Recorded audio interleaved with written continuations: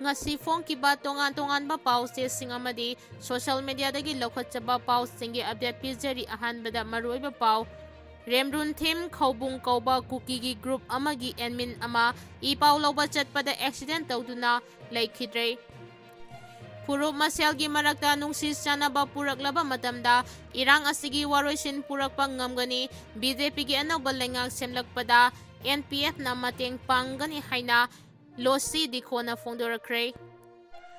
Term tarelak miyamgi mihut oiduna tongan-tonganba minister kaya pairamlaba MLA Gomidas Konthaujamna CM oiduna former CM N Biren Singhana Rajya Sabhagi nominee oina takiba yabagi oithokpa leire haiduna senior journalist Navadip Mishra na fongdorakre S Solung Khulgi matangda joint statement thokibaga mari leinana Nagalub singna UNC dagi pakhum kaukre Mount Isol Lanmai Saglakpadagi NDRF ki miyoi kuntrama thoina saba team sangsinkre Kuki MLA singna Manipur da anawba lengak sembada center da mantiknari Union Home Minister Amit Shah Dibrugarh da thungkre Kuki MLA sing wari sanabagi Wapham laikhai taba ngamdri UNC amasung Kimgi Wapham Inpui Union na yaningdaba fongdoragli Surachandpur gi Kuki amadagi kani keji kuntraga taruk fagat pangamkre Kaubru Thangjing Laifamlen Meitei Khaktagi nate haina Kabui Union Manipur na fongdorakli Myanmar gi North Eastern Border da Scam Center chalaiba Mafia Family amagi miyoi taramathoi hatkre Bosem na quality yaudaba paper da lairik na magi wathok High Level Inquiry Committee senduna thijinaba Desamna Governor da taksinkre January 18 da Kokomina sinduna chatkadawriba Manipur kanba khongchat miyamna nongmagi sintha leptuna saruk yabiyo haina CSO singna fongdoragli Punsida mai pakke hairabadi asamba lambi hana thiganu discipline nga loinana matam pumnamakta chatminanaba hotnagadabani haina governor na fongdoragli Haudik pau chandongna pijari Kaubru Thangjing Laifamlen Meitei Khaktagi nate haina KMU na fongdoragli Ningsingba thoktaba matamdagi aikhoigi ipa-ipu singa sagonaduna lakraba tana thanaba yadraba Kaubru amadi Thangjinggi khumamasi Meitei Khaktagi oina Kuki singna uriba silangani makoina iramdam sige yelhomi natabana Haurakngaigi puwarida ayat apan pibasi lamdam sige yelhomi singda singnabani haina lauroidabagi maram leite haina Kabui Union Manipur na thadurakpa cherol amana hairi cherol asin hai Thangjing chingda Kabui salang maibana leiramba tenpui khul tarambagi wari amadi Kabru chingda Kabui singna khundaramba Kabui long Kabui wana singbagi wari puwariga samnaduna lagli Moirang Kanglairol da Kabui tomba Kabui salang maibagi nungsiraba ibudok Thangjingga tana thanadaba yadraba wari kaya miyamna khangnari Miramdagi haidilakpa iramdamsi mutnaba honaribasing asidagi aikhoi pumbana cheksinminaba mathau tare natrabadi khunaisi mutkiba yai maram aduna lakliba February 3 gi ayup pung 18 taba matamda Manipur Press Club ta CPPKT na pangthokadawriba Kaubru amadi Thangjinggi khubam kanabagi mifam asida miyamnasu saruk yabinaba Kabui singdasu khangalagli Kuki MLA singna Manipur da anawba lengak sembada center da mantiknari Central BJP lengak na PR thamliba Manipur State Popular Government ama athubada semnaba hotnariba asida Kuki MLA singna karigumba center na makoina chaliba Dabi Union Territory with legislature piragani haibagi aipa insurance pirabadi government na lengak sembagi thaurang asida Kuki MLA singna support tawani haina fongdorakre da print na loba interview amada Churachandpur district ki Saikot SC-dagi karakpa MLA Paolienlal na Kuki MLA singgi mahut siladuna fongdokibada Manipur gi Kuki MLA singna karigumba haudik Central BJP lenga kachathariba negotiation asida government na Kuki miyam amadi Kuki MLA singna taliba dabi Union Territory with legislature asti aiba oina thajaba piraklabadi Manipur da anawba government ama sembagi thaurang tawriba asida Kuki MLA sing support tawgani haikibaga loinana makhoigi demand asi center na pidrabadi maduda thorakpa jaita pumnamak makhoina thengnagani haina fongdoki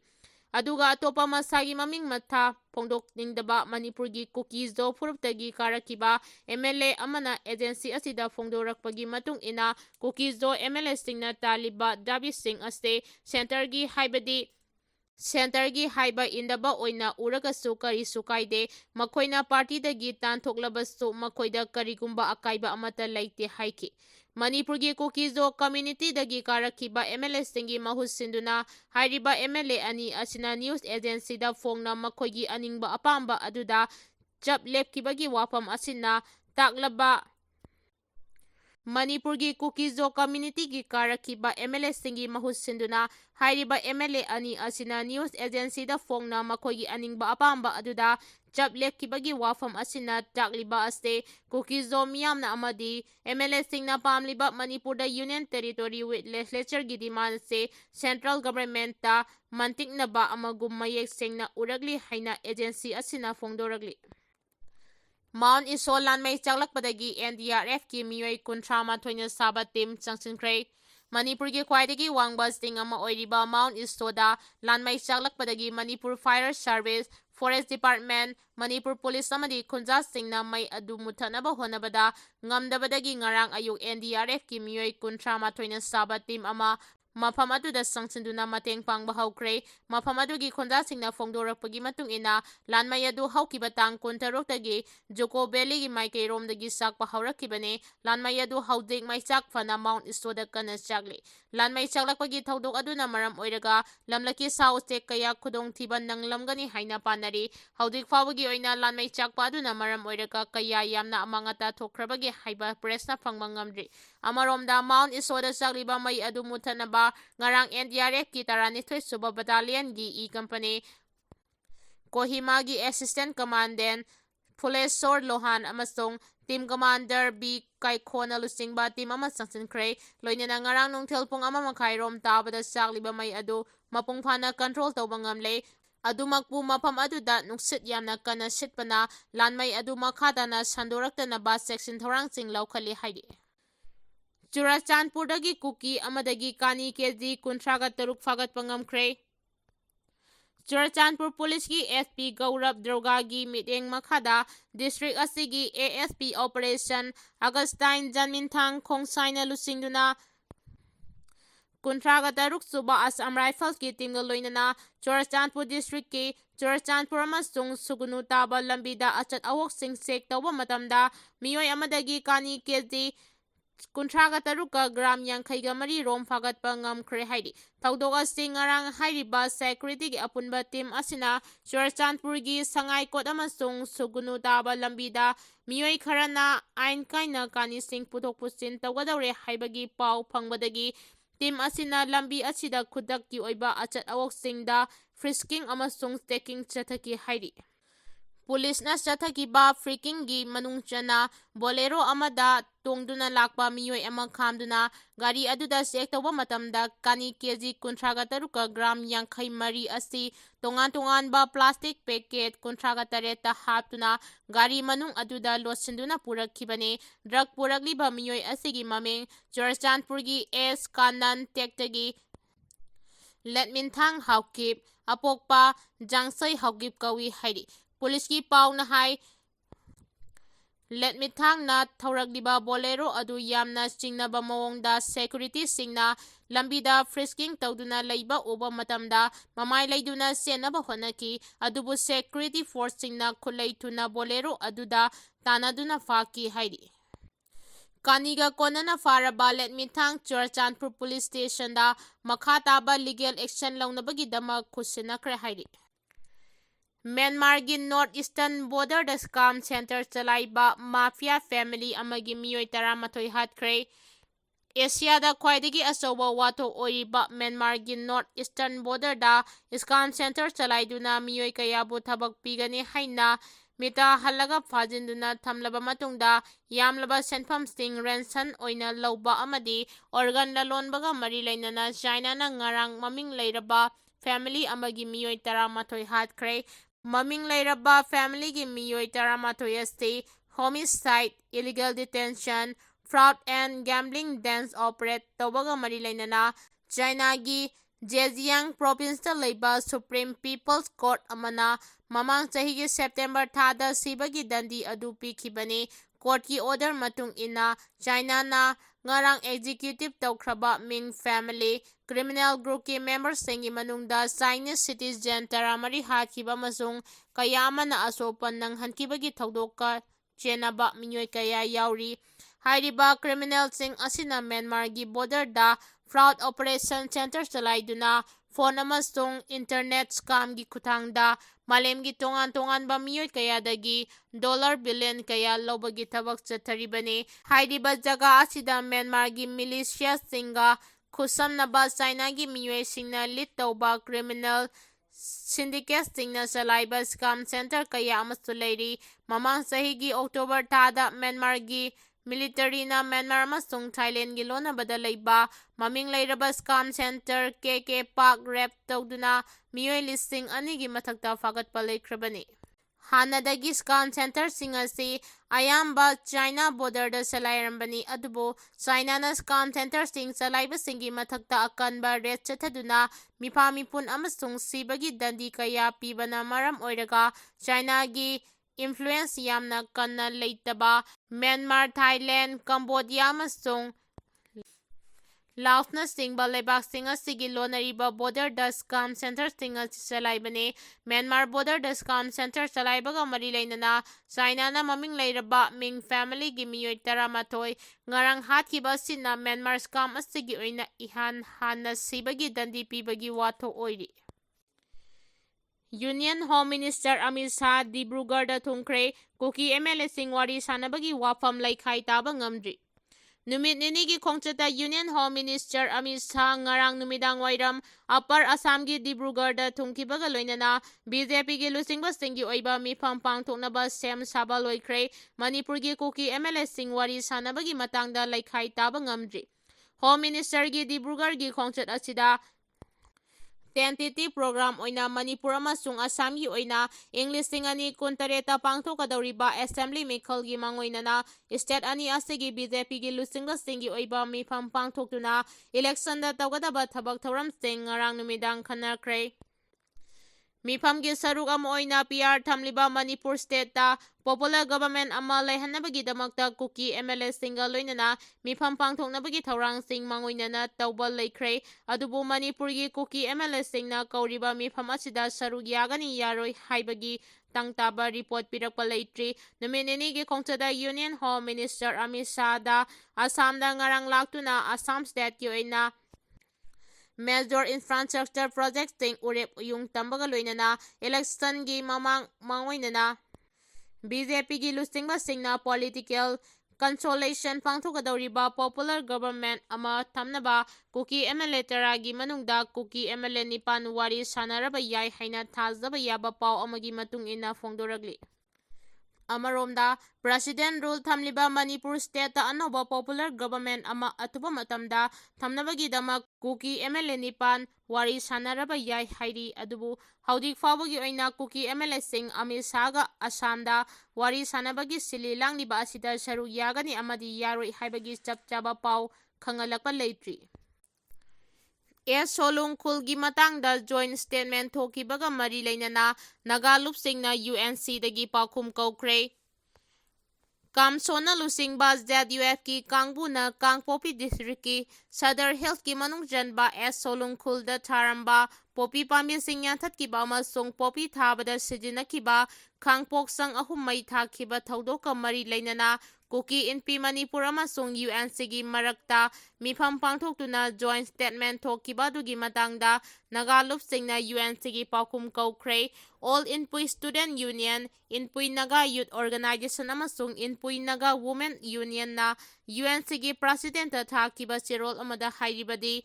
ꯑꯦꯁ ꯁꯣꯂꯨꯡꯈꯨꯜꯒꯤ ꯊꯧꯗꯣꯛꯀ ꯃꯔꯤ ꯂꯩꯅꯅ Kuki NP amasung UNC anina thokiba joint statement adu lupsing aduna angakba poi amasung masibu yaningdaba fongdoi Nagasingi apex body ama oiriba UNC na Kuki singi interesta inpui Nagagi lam asibu pithokpa amasung ke solongbu Kuki gi khul ama oina masak khangba asti angakba poi hariba jaga aduda ke solung koba khul natraga khunda leitaba lam amata leite loinana government record su hariba khul adu masak khangba taude ke solunggi wathok aduga mari leinana UNC amasung kimna thokiba joint statement adu maru aina land amasung settlement ki statement ki yamna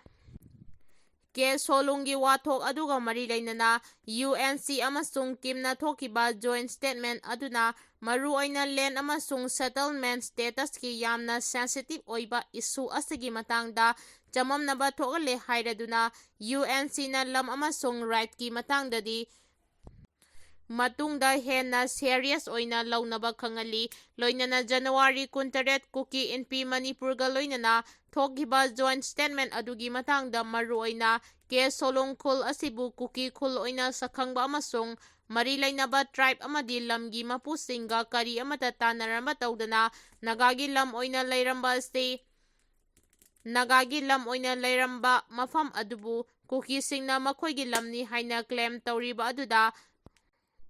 ayaba pithokiba asigi matangda UNC dagi sapchaba clarification adu khangalakadabani hairi amaromda ke solong village ki wathoka mari leinana Naga people organization na Watu gi total shutdown gi mayokta chatharamba counter blockade adu handokle haina organization asina lauthokre organization asigi se role amana hairibadi miyamna yaningdaba fongdokpa amasung mari leinaba authorities singi pungning chingsinaba shutdown dharna rally ban amasung blockade na sing miyangi democratic oiba khongjang kaya sangsinba haibasi democratic means ama oirabaso makhal khudingmakki agitation singda tangai fadaba emergency service medical service flight ki emergency travel fire service na stingba singasi matam pumnamakta komthokadabane adubu kotuna sangsangiba khongjang aduda lubasigi volunteers singna asigumba humanitarian exemption sing asi amata pangthoktabana miyamda khudongchadaba kaya mayoknari asigumba thawong asi yamna chumdaba amasung inhuman oiba thawongni hairi January 18 kokomina sinduna chatkadoriba Manipur kanba khongchat miyamna nongmagi sintha leptuna saruk yabiyu haina CSO singna fongdoragli kokomina sinduna thasagi 18 chatkadoriba Manipur kanba khongchat asida taramari CSO Kangla saugali Manipur miyamna su nongmagi sintha lepiraga Manipur kanbagi khongchat asida saruk yabiyu haina CSO Kanglaipaki convener N Sana Zawbana Thadurakpa Cherol amana hairi Cherol asina makatana hairibana Manipur karamna Indiagi phibanungda tinkhibano haibagi maramda malemgi leibak pumnamangna hangnaba haurakpada India lengaki lusingba sing malemgi leibak singi mamangda tumina chatpa ngamdabana Manipurgi apunbagi saktam asti thugainaba Indiagi intelligence department amasung lanmising sijinaraga Manipurgi puwarigi lengdraba lamai amasung khudamsing asi muthatnaba hotnaduna lakli adubu mai pakpa ngamdana lakli anauba lalong ama oina Indiagi lan misu sidaba Manipurgi ngamkhai tumna manghanba yaba poram ama puthoktuna Manipurda India lengakna drakilan hauraki drakilan asisu lanthengnariba Drakilan asibulan thengnariba phurup asti kanano munna khanglaba matungda India lengakna senjaw thadaraga Manipurda narco terrorist ki kanglup ama India lengaki thabak sijinaba hauraki Manipurgi umang kaya koktoktuna popi tharaki Draki factory kaya ama lingkhalaki masiga loinana Indiana Manipur thukainaba hotnabagi matam henthigadaure haibagi wakhalonda lan hauraglo haina Englishing ani kulhumdoigi me ahumdagi yellow furup oriba Meitei mathakta narco terrorist khara sijinaraga lan tawraki lan adugi namada buffer zone semlaga Manipurda laiminariba furup anigi marakta sambal kharaga furup anigi miyoising khandoklaga IDP singi relief camp hangdoklaga furup anigi miyoising asi kaisum sangda thamdinbagi pangkhakta thamli UNC amasung Kimgi Wapham Inpui Union na yaningdaba fongdoragli UNC amasung Kimna ke solung Kuki khulgi matangda fongdokkiba wafam yaningdaba fongdoktuda Inpui Union singna ke solung koba khul laite hairi Kangpopi districtki ke solung Kuki khulda thasigi kunipanda farmhouse sing mai thakiba thodok mari leinana United Naga Council UNC amasung Kuki Inpi Manipur Kim anina thokkiba cherol adu All Inpui Student Union AISU Inpui Naga Women Union NEDW amasung Inpui Naga Youth Organization INYO na nungaitaba amadi yaningdaba fongdorakre. Bosemna quality yaudaba paper lairik nambagi wathok High Level Enquiry Committee semtuna thijinaba Desamna Governor da taksinkre. Jaliba academic year asigi oina bosemna quality yaudaba paper sing sijinaduna maheroi singna tamnaba textbook sing nambagi thawong sing chathariba sigi matangda high level enquiry committee senduna thijinbiu substandard quality paper sing leibaga mari leinana advanced section process pumba cancel tawgadabane asigumba substandard oiba paper sing supply tawriba form sing adu backlist tawgadabane NCERT na approve tawba paper quality singda textbook sing namhanbiyo haina ngarang Desamna Manipuri Governor da memorandum pisinduna taksinkre. Punsida mai pake hairabadi asamba lambi hana thiganu discipline ga loinana matam pumnamakta chatminanaba honagadabani haina Governor na fongdorakre. Punsida mai pake hairabadi thabak ama tawbada asamba lambi hana thiroidabane discipline ga loinana matam khudimakta chatminagadabani haina ngarang Manipur Technical University na sinduna Imphal Eastki Palace Compound da laiba City Convention da pangthokiba University asigi hanba convocation thauramda Governor Ajay Kumar Bahala na fongdokre mahakna makhata na haikibadi mahairoi singna tanseliba losing khunai da kanaba pirabadi khunai adu soidana chakhatkane loinana mai papagi asamba lambi leite haibasi mahairoi singna kauredabane tansiluba losing khunai da kanaba pinaba honagadabane punsida mai pake hairabadi akhang kanba amaga loinana honaba changi mai pakpa haibasi asamba lambi nate haiba mahairoi singna khak kauredabane Manipur Technical University dagi graduate loiduna ngasi degree fanglaba mahairoi pumnamakna tansiluba losing khunai asigi miyamda kanaba pinaba honaba mathautai punsida mai pakpa miyoi ama oinabagidamak isagi lawfam thokpa thaudang lawba changi haibasi mahairoi singna khak kauredabane. Makha tarakpada Manipur Technical University Bul Laibak asigi lairiba University singi thaktagi tadana mahairoi pumnamakna honabada Manipur lengak puso mahairoi puthoknaba honabada Manipur lengaknasu angamba thodang lawgani mahairoi na tanseliba losing khunai da kanaba pirabadi khunai adu hena chakhotpa purakpa ngamlagani haiki.